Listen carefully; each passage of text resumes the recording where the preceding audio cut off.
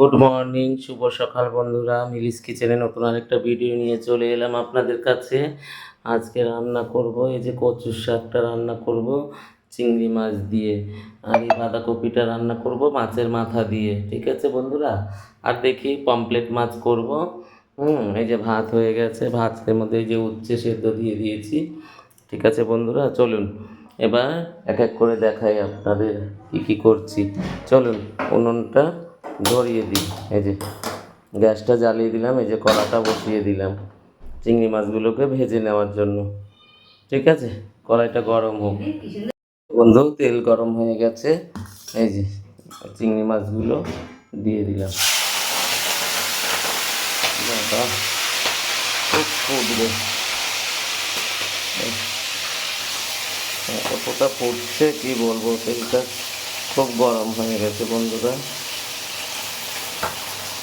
এই যে পুরো চিংড়ি মাছটা এবার লাল লাল করে ভেজে নেব।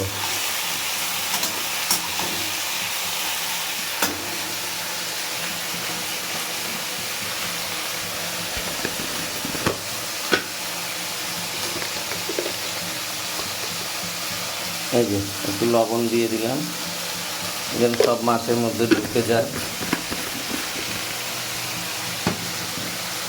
আর এই যে একটু হলুদ দিয়ে দিলাম, একটু হলুদ দিয়ে দিলাম। এবার মাছটা ততক্ষণে লাল লাল করে ভাজা হোক। এদিকে কড়াই চাপিয়ে দিয়েছি, এই কড়াইতে এখন কচুর শাকটা বসিয়ে দেবো। ঠিক আছে বন্ধুরা, চলুন মাছটা ততক্ষণে হোক। হ্যাঁ, মাছটা ততক্ষণে হোক। কড়াইটা গরম হয়ে গেছে, এবার তেলে আমি শুকনো লঙ্কা তেজপাতা ফোড়ন দিয়ে দিলাম।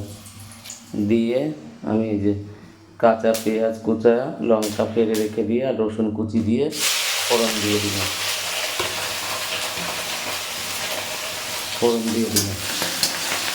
আমরা এরকম রসুন ফোড়ন দিয়ে কচুর শাক খাই, আবার নিরামিষের দিন নিরামিষ পাঁচফোড়ন ফোড়ন দিয়ে, ছোলা দিয়ে, বাদাম দিয়ে ওটাও খাই।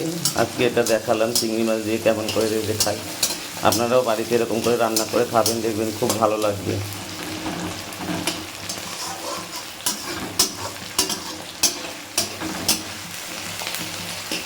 চলুন পেঁয়াজটা ততক্ষণে লাল লাল করে ভাজা হোক।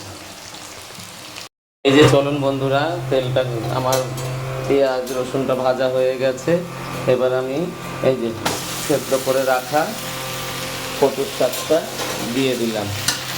এই যে এবার এটা খুব সুন্দর করে নাড়াবো।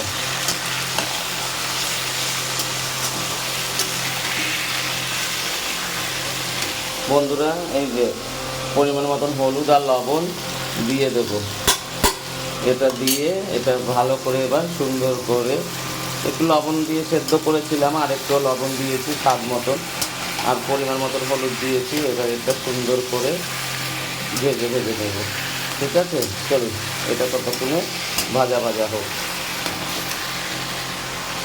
হ্যালো গাইস, এই যে দেখুন, এই যে কি সুন্দর এই যে কচুর শাকটা হচ্ছে। এই দেখুন সুন্দর কচুর শাকটা শুকিয়ে যাবে, জল শুকিয়ে যাবে। কে এরকম করে, কারা কারা এরকম করে রান্না করে খান আমাকে জানাবেন। ঠিক আছে, আমরা নিরামিষের দিন নিরামিষ পাঁচফোড়ন ফোড়ন দিয়ে, ছোলা দিয়ে, মটর দিয়ে, এগুলো মটর দিই না, ছোলা দিয়ে বাদাম দিয়ে খাই। আবার এরকমটাও রান্না করে খাই, বুঝতে পেরেছেন বন্ধুরা। পেঁয়াজ রসুন দিয়ে সুন্দর করে একদম শুকনো শুকনো, খুব ভালো লাগবে এরকম করে খাবেন। হ্যাঁ, ঠিক আছে বন্ধুরা, চলুন দেখুন আর একটু হলেই হয়ে যাবে। চলুন বন্ধুরা, এই যে কচু শাকটা আমার হয়ে এসেছে প্রায়। এবার আমি একটু স্বাদ মতো চিনি দিয়ে দেবো। এই এই একদম অল্প, 2-4 দানা চিনি দিয়ে দিলাম। ঠিক আছে, নামানোর আগে চিংড়ি মাছটা ভালো করে সুন্দর করে চিংড়ি মাছটা দিয়ে কষিয়ে নামিয়ে দেবো। চলুন বন্ধুরা, এই যে দেখুন, এই যে চলুন বন্ধুরা, এবার আমি এই যে ভেজে রাখা চিংড়ি মাছগুলো দিয়ে দেবো। ঠিক আছে বন্ধুরা, এই যে ভেজে রাখা চিংড়ি মাছটা দিয়ে দেবো,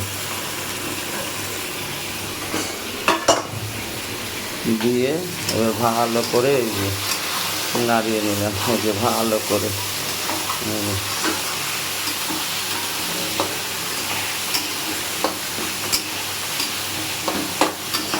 চলো এই যে আর একটু ভাজা ভাজা হবে, নামিয়ে দেবো। এই যে চিংড়ি মাছ দিয়ে দিলাম।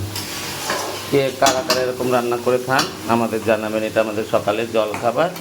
এই যে ডাল, কচুর শাক, এই যে কালকের ইঁচড়, আর এই যে মাছ ভাজা, এই যে মাছ ভাজা। ঠিক আছে বন্ধুরা, চলুন। এই যে বন্ধুরা আমাদের কচুর শাকের রেডি। চলুন এবার এটা নামিয়ে দেবো। ঠিক আছে, এটা সকালে খাওয়া দাওয়া হবে। দুপুরে রান্নাগুলো আপনাদের সাথে সব শেয়ার করব। ঠিক আছে, কী কী রান্না করলাম সবটাই আপনাদের সাথে দেখাবো। ঠিক আছে, চলুন। এই যে বন্ধুরা পমফ্রেট মাছ রান্না হয়েছে, এই যে পমফ্রেট মাছ রান্না হয়েছে, আর এই যে মাছের মাথা দিয়ে বাঁধাকপি দিয়ে রান্না হচ্ছে বন্ধুরা। ঠিক আছে, পুরোটা প্রসেস আপনাদের দেখাতে পারিনি, কেননা বাড়িতে লোকজন এসেছিলো, কথা বলছিলাম। ঠিক আছে, আপনারা এই ভিডিওটা, আমার ভিডিওটা লাইক করবেন, শেয়ার করবেন, কমেন্ট করবেন। ঠিক আছে বন্ধুরা, ভালো থাকবেন, গরমের মধ্যে সুস্থ থাকবেন, সবল থাকবেন। এই যে ডাটা দিয়ে পমফ্রেট মাছ দিয়ে রান্না হয়েছে, এই যে রান্না হয়েছে, এই যে সব রান্না হয়েছে। ঠিক আছে, চলুন দেখাই।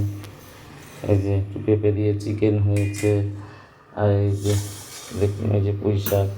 ঠিক আছে বন্ধুরা, ডাল, আর এই যে হচ্ছে। ঠিক আছে, চলুন আজকের মতন ভিডিওটা এই পর্যন্তই। আবার কালকে নতুন আর একটা ভিডিও নিয়ে আপনাদের কাছে চলে আসবো। ঠিক আছে বন্ধুরা, বাই, টাটা।